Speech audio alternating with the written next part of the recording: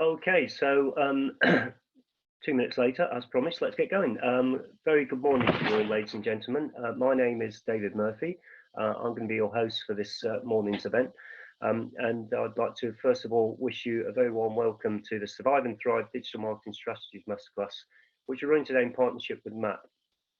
First thing I want to say is what a fantastic turnout. We've been doing a lot of virtual events over the past few weeks, and to have virtually almost 200 people online is absolutely brilliant. It's very tempting to think at the moment that people haven't got a lot to do, but from my experience of talking to those of us that are fortunate enough still to be working, people have never been busier. So we really appreciate you giving up an hour of your time this morning. I hope, and I'm very confident, having seen the presentation, that you will find it a very good use of your time.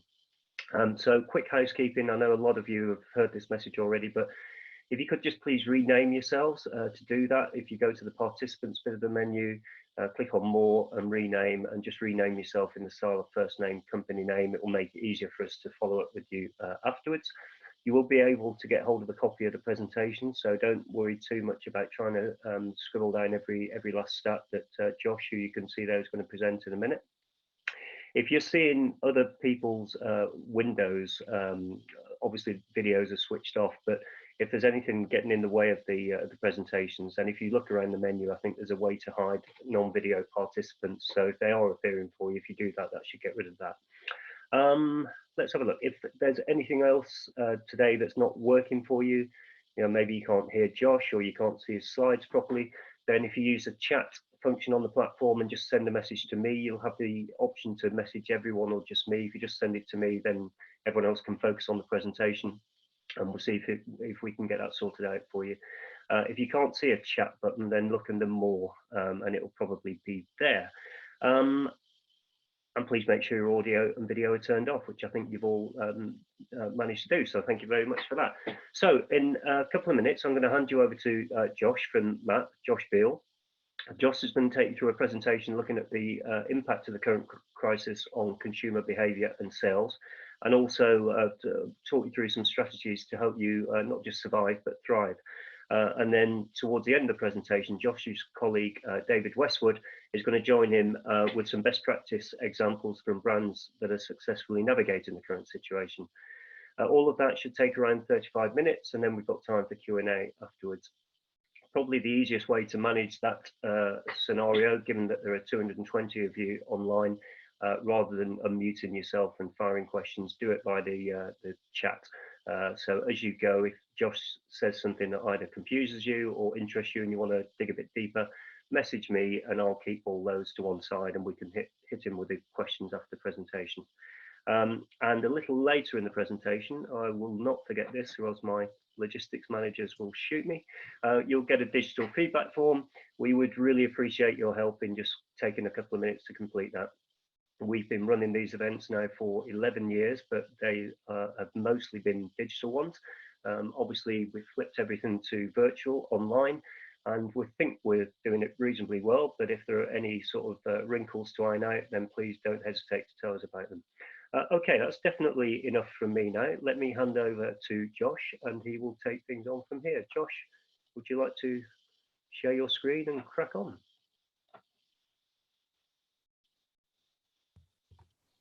Thank you very much, David. Hopefully you can all see my screen. David, can you just confirm that? I can confirm we can see it and we can hear you loud and clear. So off you go, sir. Perfect. So yeah, I'd just like to echo David's sentiments there. So thanks very much for giving up your time. I realise it is exactly as he says, those of us fortunate to be working at this stage seem to be busier than ever, especially with a lot of skeleton staff, especially I know from the retail and CPG side. So yeah, today we're going to talk around how to kind of survive and thrive in these times. Hopefully there's going to be some kind of best practice tips and tricks that you guys can go and implement straight away as part of your digital marketing strategies. So we're going to take you through that. Also, my colleague David is also going to come in and show you some how-to guides and actually some kind of physical ways of kind of implementing some of these strategies right away. So hopefully this will be a really useful kind of 30-35 minutes of your time. And obviously we can take some follow-ups from there. Yeah, so just a little intro to myself. As David mentioned, I'm the Principal Account Director over at Mapp from the global retail and CPG side. So what does that mean? That means that I do directly manage clients here in the UK and with a global footprint. So I'm personally managing clients such as kind of Homebase, Edinburgh Wool and Mill Group, Entertainer and Early Learning Centre from a retail perspective. From CPG side, I look after PepsiCo, which encompasses around about 220 brands across the whole of ESSA, which is Europe and Sub-Saharan Africa. So hopefully I have a little bit of qualification there in terms of understanding what's happened in these kind of last 6 weeks, especially since during COVID time. There's obviously been a lot of kind of flux that's occurred. So yeah, hopefully I can give you some kind of best practice guides into everything there. And then everything will kind of follow suit from there onwards. Next up, as part of this presentation, my colleague Dave Westwood is going to talk through some of the implementations of the how-tos. His little photo for him there, and you'll obviously see him later, and he heads up our kind of strategy side within the UK market as well. So hopefully this hybrid is going to be a really nice kind of experience for you guys, and we can jump into the agenda for today. So yeah, just a little bit in terms of how we're going to be discussing things. We're looking at the impact of the current crisis on consumer behavior and sales. We're looking at some of the top digital strategies, obviously to help you survive and thrive during these times. We're going to have some best practice examples from some successful brands as well thrown in there. So hopefully you can relate to those ones and kind of work those into your current situation. And then a bit of a brand survey and a map guided tour, followed by some Q&A, which we should have time for as well. Okay. So yeah, as I mentioned, we're going to start off with the impacts of the current crisis on consumer behavior and sales. So we've all probably seen this kind of picture, whether it be on LinkedIn or online or on the news. This is looking at New York Times Square and how things were prior to COVID, and then since COVID, and then kind of the hybrid here as well. So we know the landscape has completely changed. The users not being out and being able to shop as they normally would has changed behavior and consumer consumption of goods. And this is just a real stark contrast of a time that I don't think 3 months ago anyone would have expected. So it is new territory, it is new ground for us all. I'm not going to be repeating anything new there as well. And this is kind of the scene that we're seeing, obviously, from a lot of the high street for non-essential goods. This "sorry, we're closed." And it normally obviously was a "we're here, we're always open." So yeah, this dichotomy now that we have between the kind of offline world and the online world, and the real kind of flux that we're seeing with the kind of the working relationships is just kind of a landscape which is unheard of. So yeah, we really do have to kind of obviously navigate through these tricky times. And as digital marketers, we are in a fortunate position where we are still able to kind of communicate and perform our daily roles. And actually we seem to have a heightened importance due to the kind of consumer set who are looking to kind of purchase now through our channels as well. Yeah, and this is just a slide which says this is how kind of consumer behavior has really changed. Typically, we'd be looking at our smartphones to check the kind of the time it takes to get to work, or the best or fastest route using apps like Google Maps or Maps at all as well. But however, now we're really using smartphones to see that where we can get that access to basic needs and basic consumer goods like food and necessities there as well. So I'm sure we've all had this experience where we've moved from this kind of utilization of digital for different purposes. And this is what this kind of slide's just showing that's happening at the moment as well. And so I just want to take you through a little bit around the COVID landscape as kind of Mapp see it as well. 4 to 5 weeks ago, Mapp started a consumer confidence survey. And I wanted to share some stats from you here, because this is kind of insight which you might not have heard from users on the ground. So hopefully this will be a little bit of resonancy to the rest of the presentation today. So this is what Mapp are hearing from consumers. And there is a real kind of polar opposite between the different types of consumer sets that are in the market at the moment, especially from the UK perspective. So this is the kind of the negative side. It's saying that 40% of consumers are trying to spend as little as possible at this time. 41% of consumers are delaying a major purchase like a house, a car, a kitchen, or a major white good due to their circumstances. 9% of consumers are delaying holidays, weddings, large social occasions. So again, these were probably already pre-booked or scheduled. So we can see how obviously this is impacting our daily lives, our social lives, and our plans as people and families as well. And 36% of consumers are severely affected financially at this time.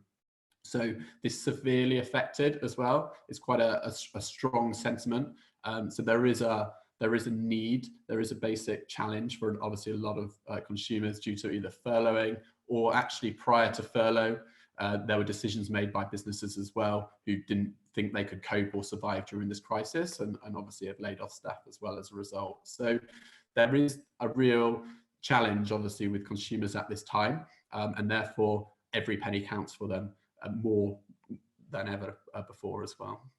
However, there is also this flip side that is occurring at the moment.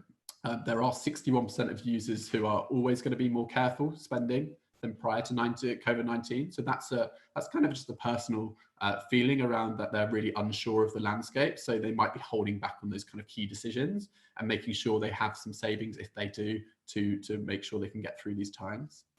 However, 23% of consumers are still looking to convert and shop as normally as possible, but are starting to divert their spend to online. So this digital transformation will come through in some of the following slides, but that really has seen the upshot. I'm sure a lot of you guys are aware of that and seeing that in your industries as well. But as a result of people being and staying at home, 24% of consumers are spending significantly more time shopping online. And that time obviously comes with the opportunity to potentially spend and look into different new verticals that they haven't done before.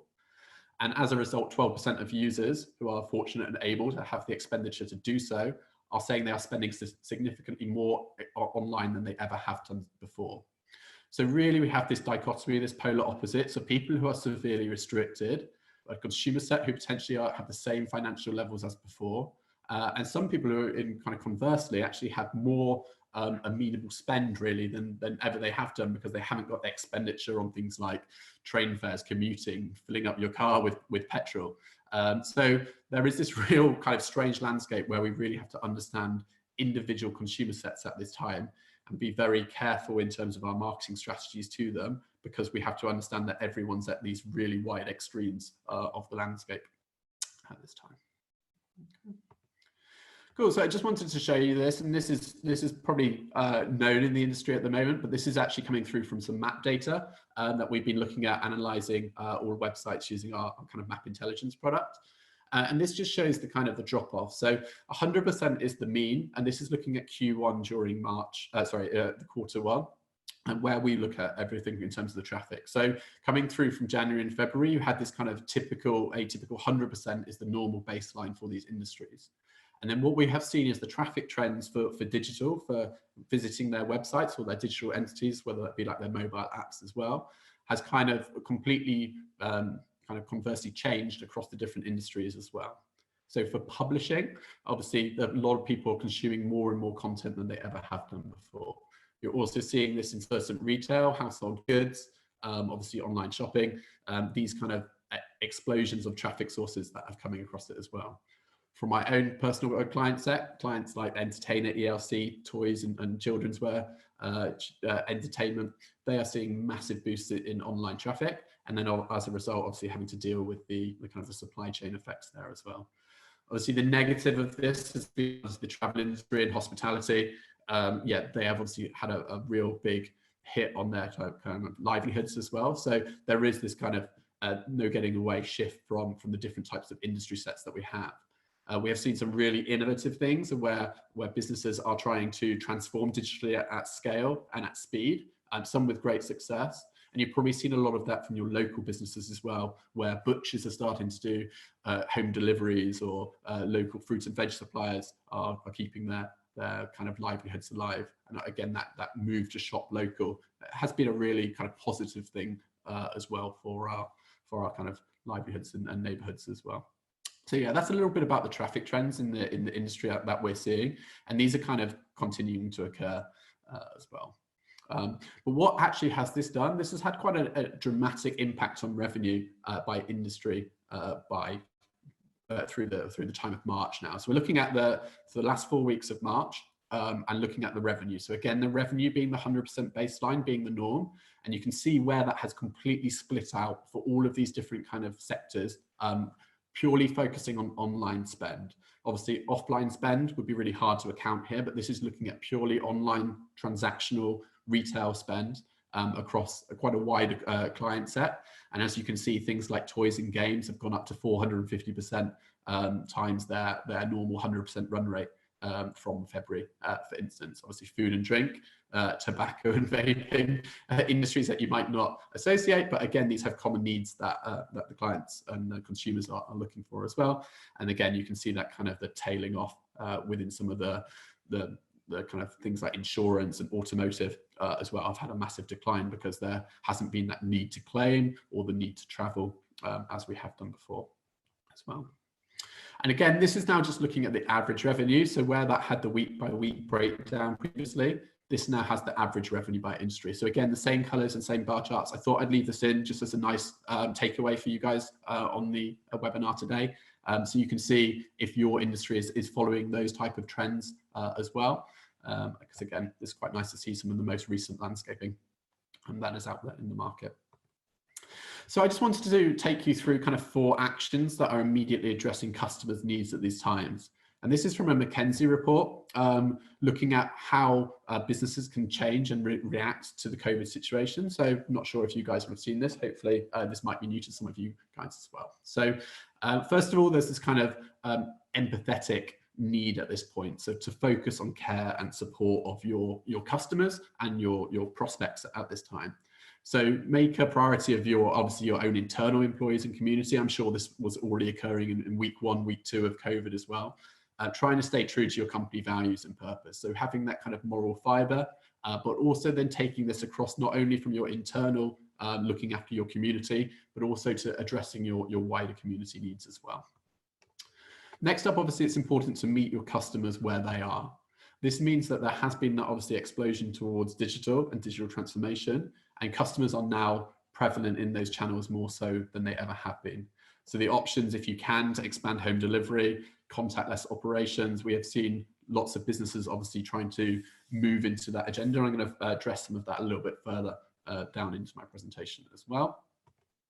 Next up, we still have to look at this kind of short-term pain potentially for some retailers, or short-term even gain for some retailers, and then reimagine what this will be in the post-COVID-19 world. So we have to have the optimistic hope that we will be returning to some form of normality, and what is that new norm going to be, and how we are going to influence that.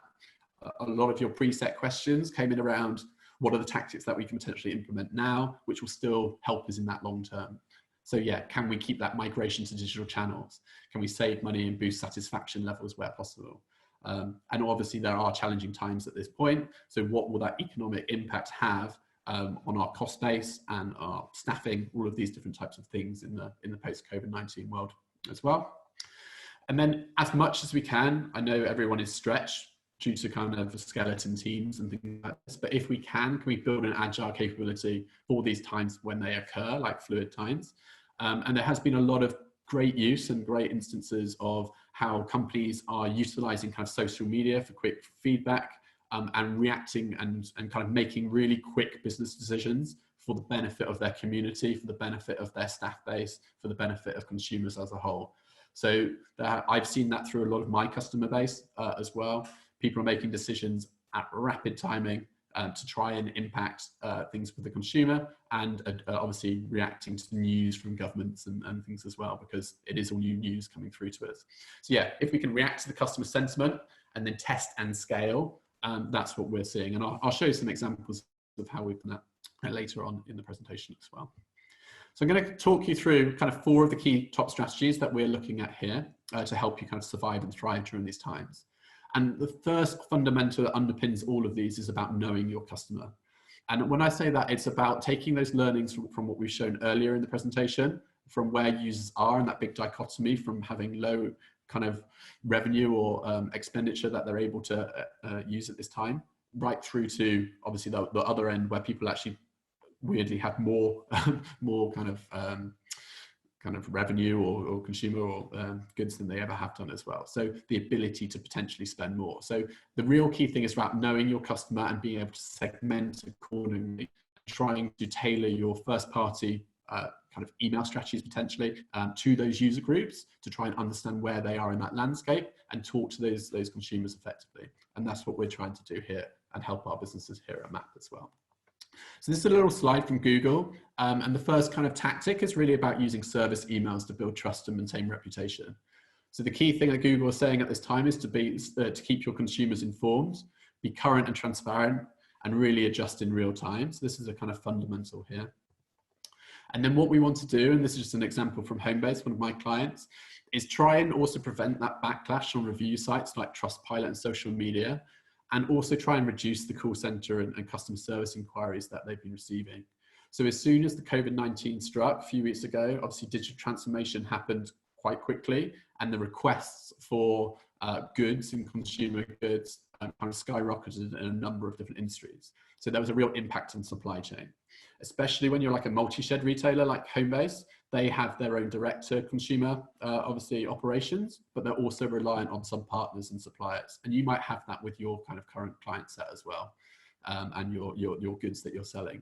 So there are multiple kind of facets of delivery. So the more that you can communicate to your customers, and this is a message for local call and collect within Milton Keynes, for instance, that Homebase operated and opened up about a week and a half ago, 2 weeks ago. So the more communication that's happened there. Also, Homebase have sent about 1.8 million transactional service type emails about where users are in the process of their order.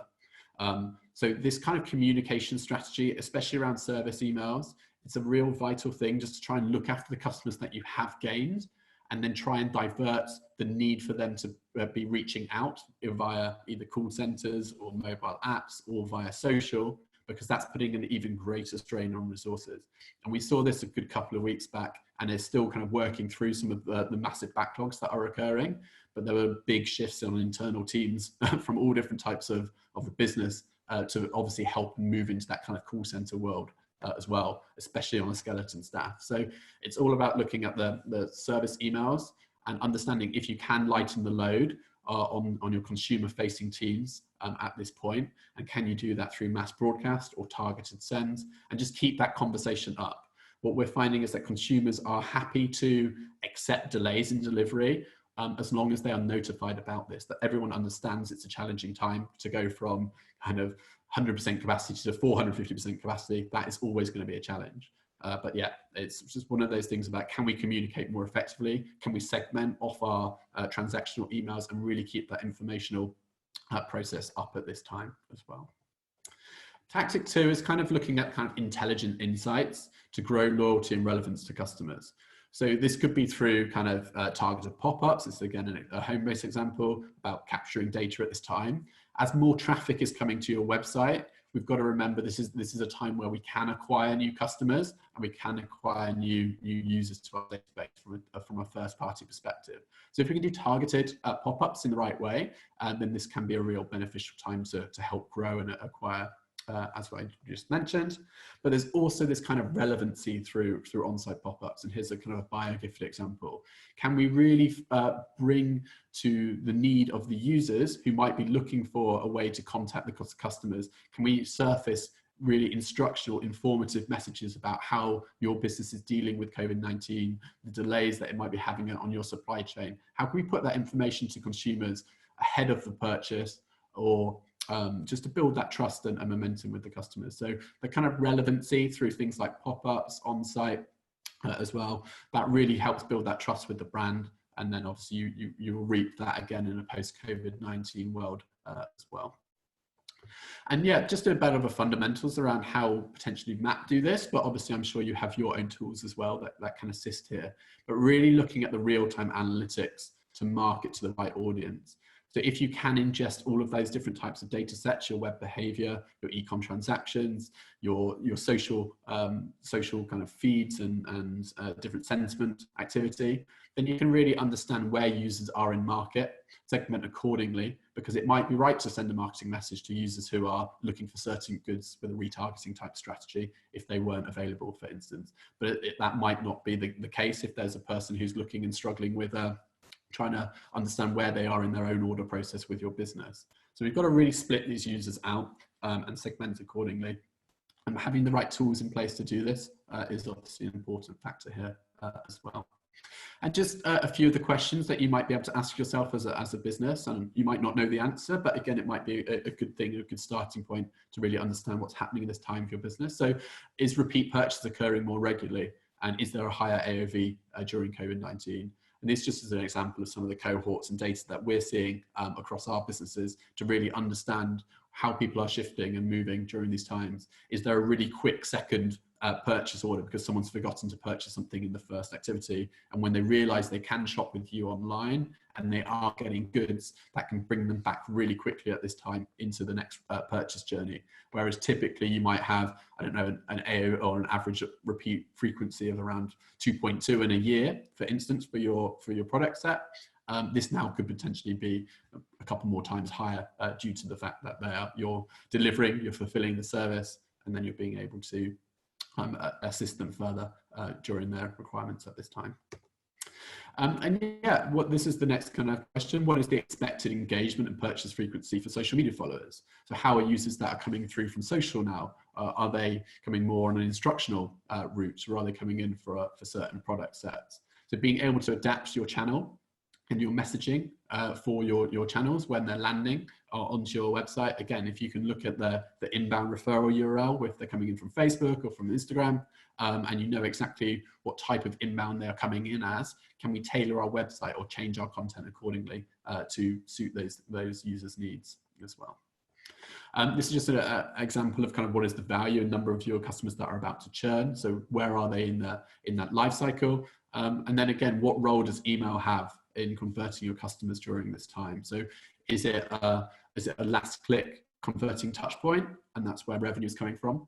Or is it actually kind of a second or third to last touch point? And actually what we're seeing is people kind of looking and getting their engagements up through email, and then coming back through from a PPC or a direct kind of follow up as the last click option. So those might change for different types of product sets during these needs. As well. I'm sure at this moment, if you go onto an online shopping activity, whether you come in from email, PPC direct, and you see a delivery slot, most people are like snapping them up straight away. They're not waiting. They are just getting straight onto those, obviously, to deliver the basic needs that families have at this time. So it has really changed the landscape, and again, adapting to the different consumer sets and understanding where they are in their life cycle with your brand. Again, it's something that if you have this information and you can look at this within your analytics tools, again, you're going to understand where your customer set is as well. And then as a result of that and understanding where your customer is, can you act on it really quickly through like a real-time approach? That could be through a pop-up on site. That could be through a segment that's been passed to your first party. It could be through to an advertising media as well, like a PPC ad as well. And yeah, then in terms of our long-term engagements, no one really knows this question yet. It's only 6 weeks, or this is into week 7 of COVID as well. So for the UK base anyway. So no one's really looking at this kind of long-term customer impact. But again, for the trends that we're seeing for the last 6 weeks, it's going to be our jobs as marketers to try and keep them engaged in a post-COVID world where users might be turning back into the physical retail, but they've obviously had those online experiences. And again, if they are satisfied and have positive experience, which a lot of key people are at this time, then again, they might be purchasing into those new angles as well. And then in terms of aligning on KPIs, this again was some of your question set. You had this kind of KPI.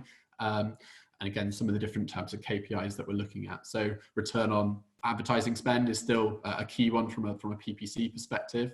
But again, if we can get our businesses to align on this typical type of strategies, you can really understand where you should be putting into your spend and kind of focusing your business as well. Next up, I just wanted to show you the kind of using first-party data as an example to try and create media efficiency at this time. So this is an example from the Early Learning Centre. So as a regular visitor, so this is what kind of Early Learning Centre realised about their customer base. So can we imagine there's a regular visitor who shopped on the Early Learning Centre website before, and potentially they're an email subscriber. So as soon as we know this is the user case for this user, when it comes to them adding something into Google, like Early Learning Centre trampoline, we can see we normally get these type of paid adverts and obviously the natural SEO listings below. Here you can see in the SEO ranking actually that this Early Learning Centre trampoline that the user has typed in here is actually out of stock. And then what we can see in the paid ads is actually their sister brand, which is The Entertainer, has actually stepped up and promoted that they have that good available from their website. And you can see the other competitors there as well. So for ELC in this instance, when a known user has typed Early Learning Centre trampoline, ELC haven't bid into that PPC auction, obviously due to stock issues. but also they've left their sister brand entertainer to bid, because that brand term is not maybe as familiar as the user who would typically be looking on the ELC website to stave off the competitors. However, this is quite a technical point, so bear with me. If ELC had stock at this point, they still would suppress the entertainer PPC ad, and actually they would let their natural SEO placement win without the need to enter their paid ad auction. So it's really, this is a case about how, if you know your customer, a real true loyalist to Early Learning Centre, frequently visits and frequently purchases, we would not push that user into the auction for the PPC ad, knowing that our natural SEO search would win. Okay, so this is the importance of really understanding individual consumer sets from your website and then targeting them effectively. And this one's an example into kind of the Google 360 stack here. And this is all happening in real time. So really understanding your known users, your unknown users, and then targeting them appropriately either into first party, back into email, or in this example, a paid advert into third party media as well. And this is just a little example of how this all comes together through a kind of DMP ingestion of data, and then being able to target efficiently thereafter. And this one's just, again, focusing on some of the different integration points. This was an example for the Google Suite as well. And then back into our Mapp Engage tool or your own first party mailing tool to be able to segment those audiences. So it comes back again to knowing your data set, trying to lift the data from your consumers on your websites, and then being able to push them effectively and automatically into the right channel at these times as well. The final tactic, I know I'm just probably a couple of minutes over on time, so the final tactic I wanted to showcase was just this kind of real-time stocking products in email and adjusting your PPC spend. It's something that I've seen with retailers at this moment, that they are not sometimes quick enough to react.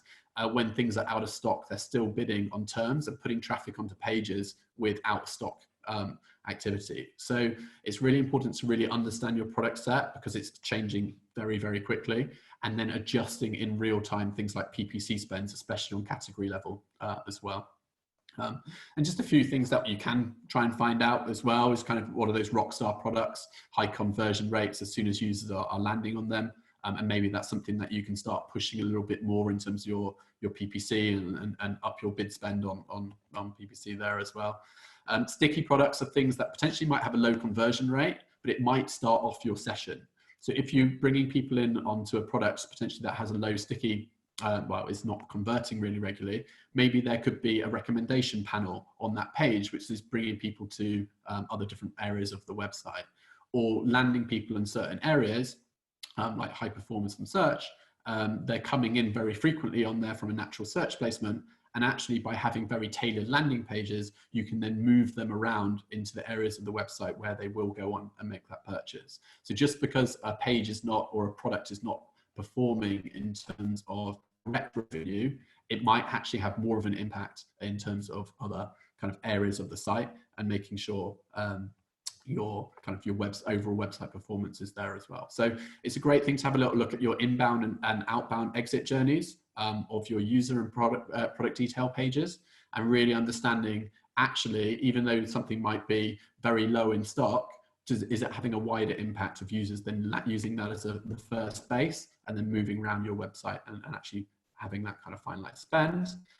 Doubt products, people who are kind of abandoning, and abandonment is still happening, obviously in large volumes at these times, and then making sure that your abandonment programs are obviously only showing things that are in stock or available for home delivery. Again, if you can do that, that's obviously a great win as well. And then at this time, again, depending on supply chain, I think everyone has stock issues. So if it is possible to up supply chain, yes, I'm sure that's a challenging question that you're having a lot of the time. But yeah, this is something where it is a tricky landscape in terms of stock. So again, if we don't have the stock available, then again, let's pull back on those promotions. Let's push them into different areas of the website as well, and then convert via those different means as well. I just want to show you again, this is a home-based example of real-time stock adjustments. So what we have here is just some of their recommendation blocks in email, actually, which we're showcasing here. And what we're doing now is really informing the customer of where they are in that journey. So delivery within 21 days and delivery costs available as well, not available in stores. You can see this is dynamic depending on the different product sets here as well. So surfacing that information to the consumer really informs them where they are prior to them getting to the end of the checkout journey, and then realizing that they're not prepared to wait 21 days for delivery on that certain item, and that it's not available for home delivery. So again, upping the consumer knowledge, it really helps the user in these type of spend periods as well. So next off, we're going to go into some best practice examples or how-to examples to do this. And for that, I'm just going to pass you on to my colleague, David. Thanks, Josh. So yeah, as Josh mentioned, next I'll take you through a few examples of exactly how we could achieve these cases within Mapp Cloud. Josh showed a few screenshots of the intelligent module just then, and I'm going to go into some more depth on the modules next. As Josh mentioned, Josh, sorry, if you just jump back. As Josh mentioned, communicating with the customers has always been really important, but now more than ever, it's necessary to get those messages right. In the first example, we'll look at how Mapp Cloud can help you quickly create and send these service emails, making sure that you get your message to your customers exactly when you need to. It might be that you need to draft and finalize and then send out a message all within a matter of hours. And in this case, we'll show you how you can do that. Okay, Josh.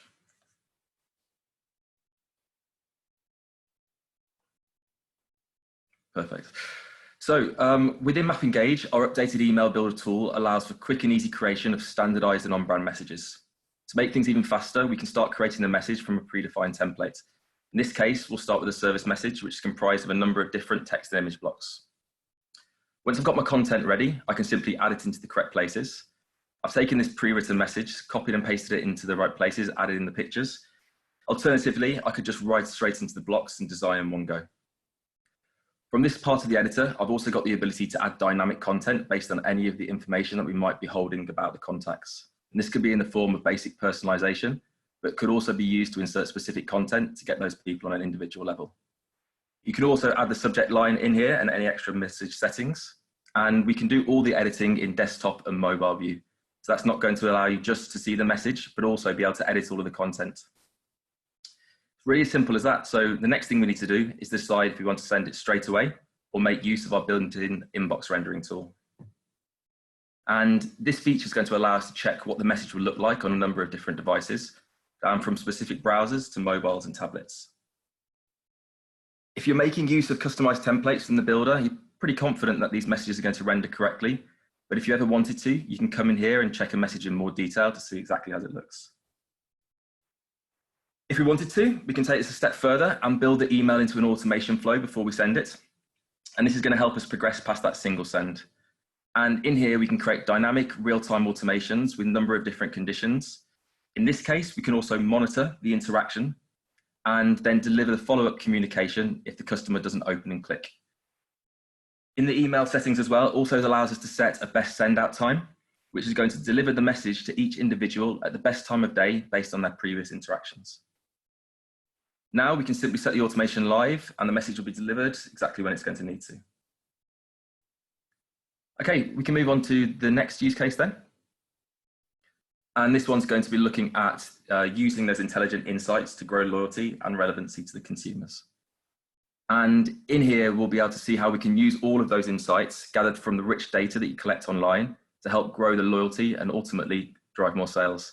And in the example, we'll look at how Mapp Cloud can help you spot those anomalies on your website, optimize your on-site messaging, and deliver timely messages to your key target audiences. From an online shop, we might want to know when there's an increased amount of traffic to an out-of-stock product, and then optimize the message on those pages to help drive more conversions. This could then lead into targeted multi-channel messages for the people who didn't go on to make a purchase. Okay, so we'll start looking at the case now. And here we'll be seeing that a sudden increase in out-of-stock products can have a significant impact on your future revenue. By measuring and analyzing this metric, it can be caught before it becomes an issue. And instead of looking at these stats daily or even hourly, you can use smart alerts to let you know as soon as one of these anomalies occurs. And that's what we can do straight away here. Within Mapp Intelligence, smart alerts are going to be really simple to set up. All we need to do is choose the out-of-stock products metric as the one we'd like to measure. And next we can group the metric by the dimension of product views. We can then further define this by adding extra conditions around the types of products we want to track, or even the acquisition trail of the user who's viewing them. And that's done through our additional filters. Where traditional alerts monitor thresholds, percentage, or absolute change, smart alerts are going to be a bit different. They produce an acceptable threshold corridor from the values that were tracked in the past. And all the data that allows outside those corridors is considered a significant change. And as soon as an anomaly is detected, the smart alerts will send an email to the recipients to find the settings. So we've configured this now, but what if we wanted to catch those browsers in real time and convert them with a different product? And we'll go on site and see how that works. To do this, we want to make use of our advanced marketing features within Intelligence. On the screen right now, we can see a triggered pop-up has been shown, showing someone an out of stock products and showing them some extra additional products that are in stock still. And if we go back to the platform, we'll be able to see exactly how we can configure that too. In here, we'll be able to first define the creatives, and we can choose the option to directly link to an externally created website. And this gives us the flexibility to integrate with existing on-site recommendations that are already being shown to that user. Alternatively, we could use the inbuilt recommendation engine to produce this content and show the alternative products. Next, we need to define where we want to show the overlay. And by using the real-time triggers, we can easily choose the out-of-stock products. And if necessary, we can layer additional conditions, such as the product being in a specific category. And with those two steps, we've now fully configured how to show those pop-up messages. And whenever someone views an out-of-stock product, they'll be shown that pop-up. If we wanted to take this even further, we could use our customer insight segments, which we then can send messages to anyone who viewed those products. And that can be an email, SMS, a mobile push message, all through Mapp Engage. And in the next use case, we'll be able to see how we can do that. So as customer acquisition costs continue to rise, marketers are looking for the most effective ways to engage across all of their inbound channels. And bidding in real time to acquire new customers and retarget them can help really increase and drive those sales.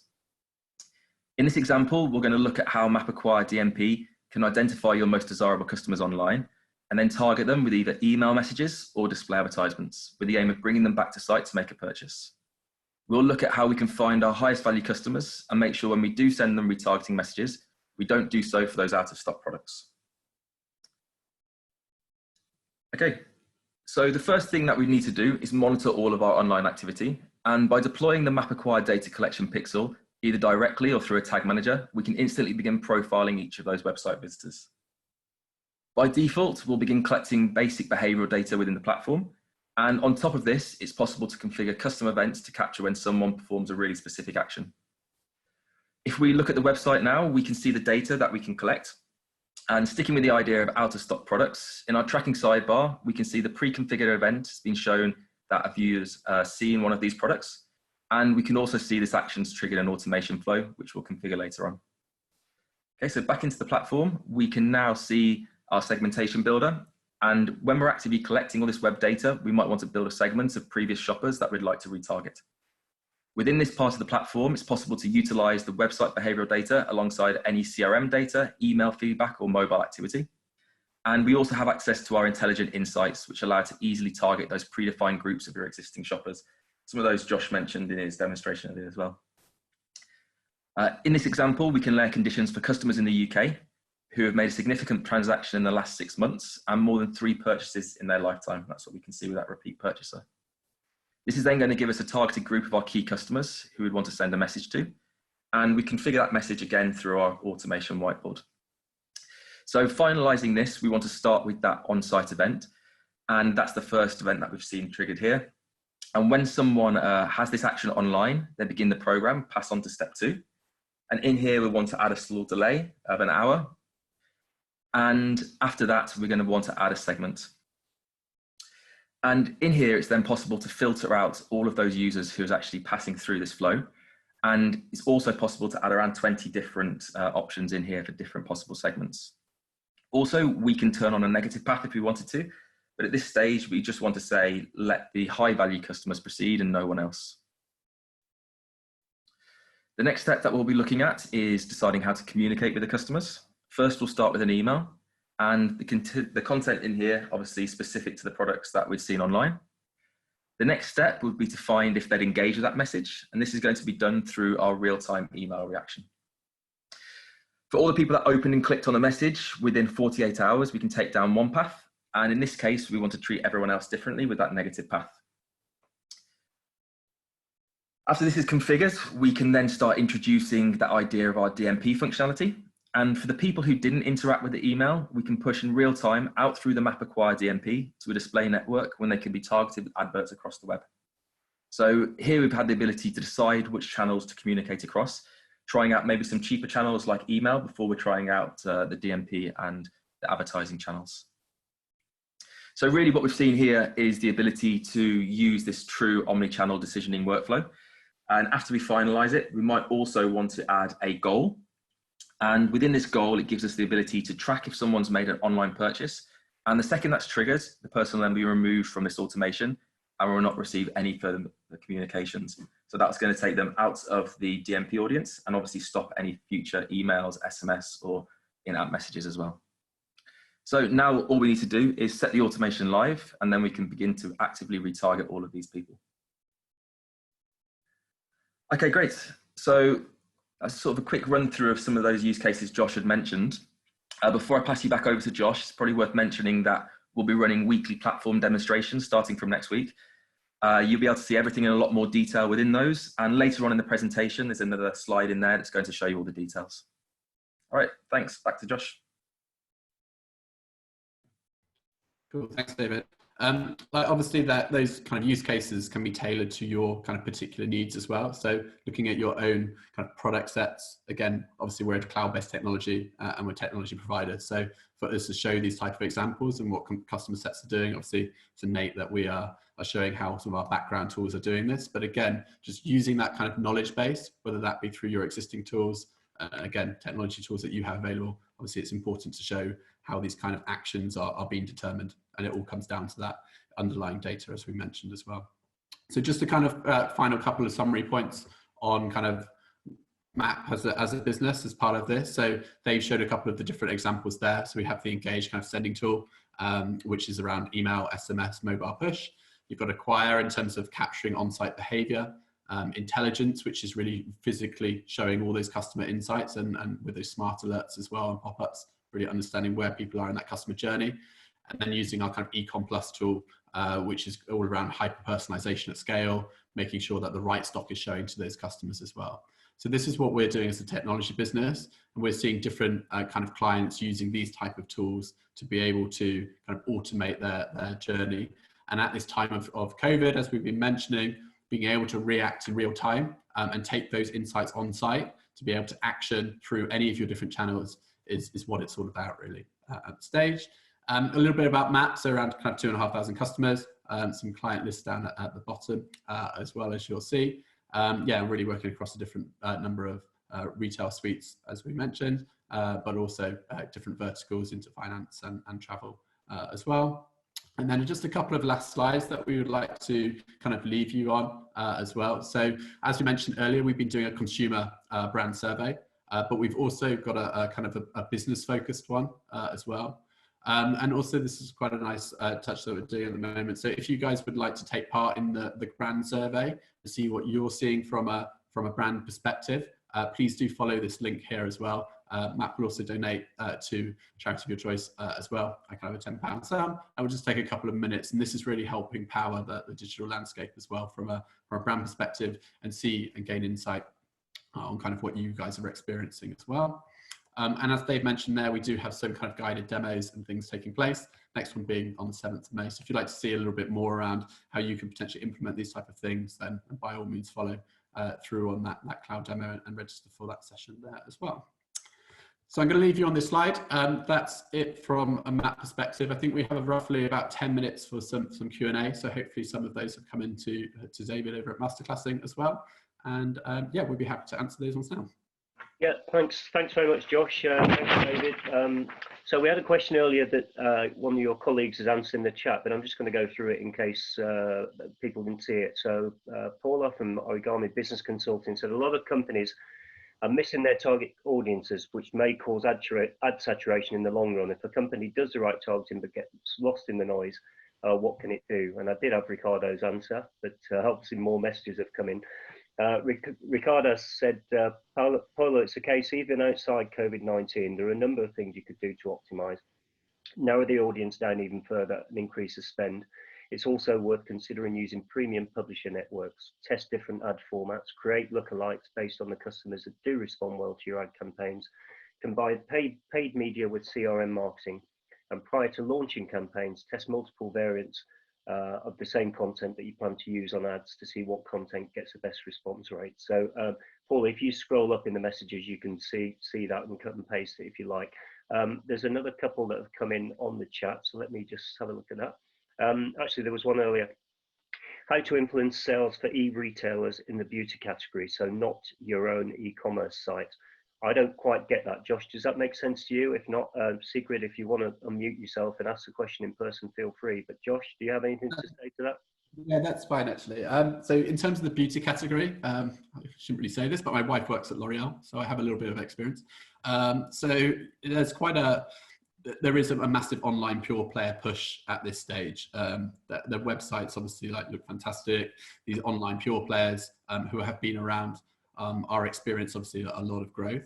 There are certain categories, obviously, as you're probably aware, that are having a real kind of push at this moment, like kind of hair care, magic retouch, these type of products. These are things that consumers are really obviously have high demand for. So there are high demand products, especially in the beauty industry. But there are also obviously certain lines that are not performing as well. So I think it's about really understanding your consumer base, the needs of the clients. Like say certain hair care, anything to do with the face seems to be working, because obviously a lot of Zoom and Teams calls as well. So yeah, understanding your lines, seeing if your supply chain is obviously available to do so, and then looking back into your first party purchases. So people who have either bought those lines previously, looking at kind of replenishment cycles as well. For when people typically would be purchasing, and those might be even a little bit shorter than they used to be before. So yeah, if you were on a typical 8-week replenishment cycle, maybe we need to bring those triggers forward now and make that 6 weeks in certain lines as well. So it's really adjusting your spend and your frequency to obviously the product set that you guys have available, and then understanding who has purchased that before. And then if they haven't purchased, there's a lot of things that are happening around kind of GWPs, those kind of gift with purchase type of examples, 3 for 2s, and bringing those 3 for 2s in with certain lines that maybe aren't selling as well. So that cross sell into a line which you have excess stock of, and coupling that with like hero products as well. If you can do those type of multi-buy functions on your website, again, these are ways to kind of push excess stock, which might be considered a luxury, and then put that with something which might be called a necessity, if there is ever a necessity in the beauty market. But that would be my advice, would be to look at those type of Good. kind of coupling of products. Thanks, Josh. I can see one more question. I've got some new messages which may be questions, but let me read this one first. Georgia from Primrose. We've had to shut down 80% of our site due to an overwhelming amount of orders. So it's less about selling right now for us and more about managing the orders, queries and deliveries. We haven't yet got the systems in place to communicate as effectively about orders as we'd like to. This has been fast tracked and will be in place in the next few weeks. So our issue is reputation. Any recommendations? Yeah, it's very similar to like the explosion even that big online retail like Homebase were facing as well. So thankfully they did have a few more of the tools in place. It's tricky without those tools, but I think with that kind of messaging piece is important. So like having a lot of those orders in place, obviously supply chain and trying to work those through is going to take some time. So it's about trying to communicate to your customers as best as possible. If you do have some form of email tool, either through your I don't know, your e-commerce platform, I'm sure there might be a way to get a message to these users. So just instruct those users that there are delays in supply chain. Give them an easy option if they wanted to refund or cancel at this time. That is also pretty advisable, but also retaining some of those, obviously those orders can be achieved by obviously communication channels. So whether that be pop-up, big hero notifications on your website as they're entering, or when they go to look for kind of consumer facing channels, have an updated FAQs with kind of what you're doing as a brand to combat this. And then if they still really do need to get in touch, then you can give them the means to do so, but try and put some extra steps in place that kind of build their confidence up that their order is still being processed. It will come through to them, and just bear with you during this kind of time as well. I don't want to use the word unprecedented because everyone's saying it. So yeah, this kind of time, you just got to kind of relate and communicate really to your consumers as best you can through the means that you have available, whether that be social, whether that be email, typically, to try and get that mass conversation piece out of them. Yeah, strange word, unprecedented. It's like dismantled. There's no opposite. There's only the negative version. My daughter keeps talking about getting back to precedented times. She's looking forward to that. Zoe from PZ Cousins, this is really insightful, and you can take a breath here because Ricardus has answered, but again, for the benefit of anyone that hasn't seen it, really insightful, but it does reference D2C sites and therefore own data. What would be the change in your top tips if your e-commerce sites are buying multiple retailer sites, and therefore you're limited to what you can access, own? And your colleague Ricardo said, Zoe, Chris, the main strategy would be to identify, engage, and grow the loyal brand followers. We should chat, but suggest the following: survey existing subscribers to your brand newsletter to identify what makes them tick. Provide insights to the e-commerce partners about what content your customers respond to most. Gamify the experience through competitions and consumption-based rewards. Provide rich how-to content. Activate packaging through QR codes and landing pages.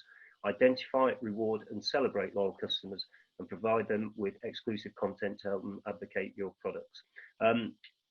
Abby from Art Management, businesses from professional services, how to do more, i.e. letting agents and law and accountancy firms. So yeah, Josh, what about that type of business? Yeah, service related.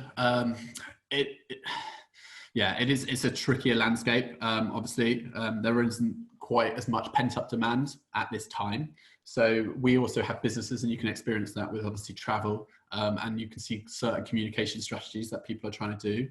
So I think regarding this, it's an engagement piece rather than like a selling piece for certain users at this time. Obviously, lettings and things, they're trying to move into this virtual kind of world where they can do kind of home tours and looking at different properties and different sets. So it's a really tricky landscape to try and digitalize. I think users are trying to do the best as possible, but there's also, it's going to be hard for a user to commit, I would say, to long-term purchases in these spaces without kind of physically seeing a lot of this activity. So I think you've got to really adjust to that consumer set. In terms of the comms to your users, obviously you can say that your services are still available where they can be implemented.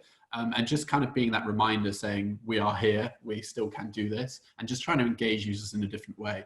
I've seen businesses trying to do that via kind of, I don't know, like gamification through their emails.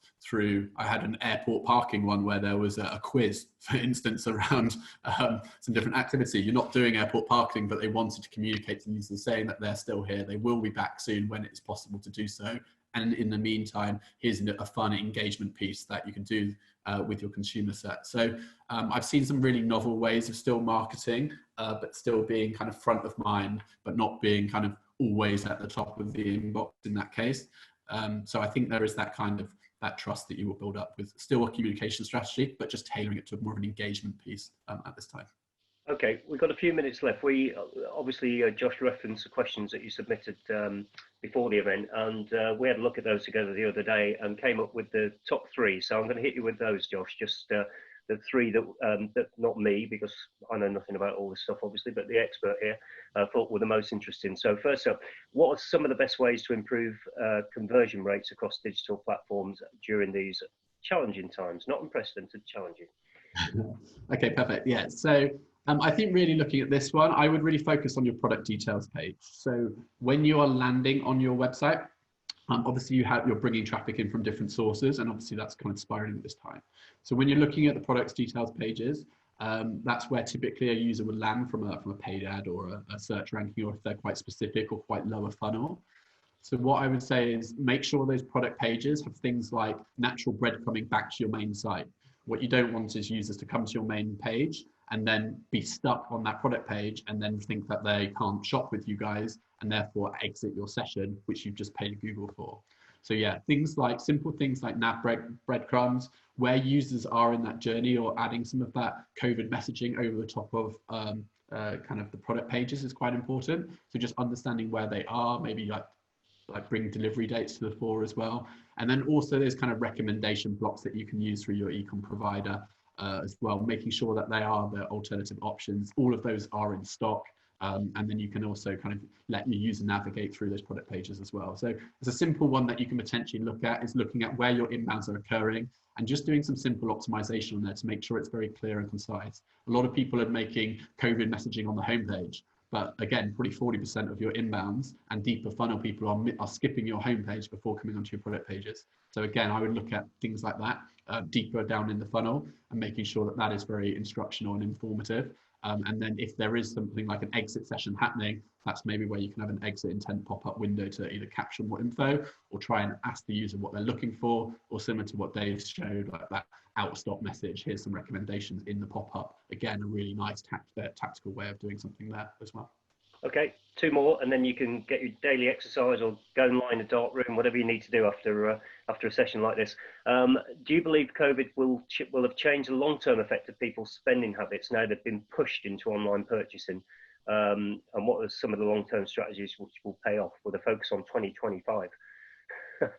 Yeah, it's quite long term, but I do feel it is that empathetic need of brands and brands reacting as best as they can. People do understand it's challenging, so I think those are the ones that are being able to cut through in the market, is having that kind of natural tone of voice.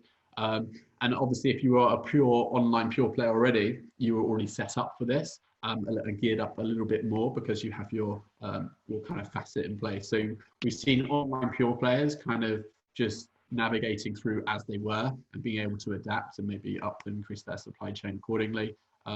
However, those that are trying to catch up with that, who have more of an offline presence, again, it's just about being empathetic, communicating as best as you can. And I think those are the ones that are going to be truly remembered. And there's some really great examples I personally have had as well. And people have asked around kind of other things that we've seen in the market, but I've had some great experiences with people like Coke, for instance, the restaurant chain, who have obviously shut all of their restaurants, but are now offering like home delivery service with great touches as well, in terms of like, we got a free crumble, for instance, with our first purchase, and it wasn't expected. Like things like this kind of surprise factor can give a real nice kind of lasting memory of your brand. And I'm sure also clients and customers like myself are starting to shop online for things that they have never purchased before. And again, that could be now a long-term type purchase. So yeah, be aware of first-time purchases at this time, and understand that they might not normally shop for those goods online, and therefore the reinforcement message around their experience with your brand, what they've occurred during this COVID times, will again be long lasting. So yeah, a few things just to take on there.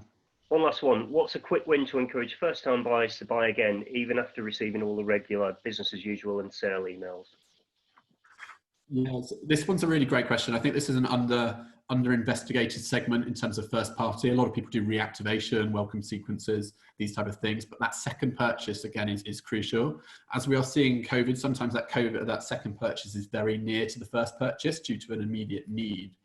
So what I would say is look at your first party segment of people who purchased for one single time within your consumer set. Did they buy on a discount? What type of product did they buy on your website? What was their first order, like average order value?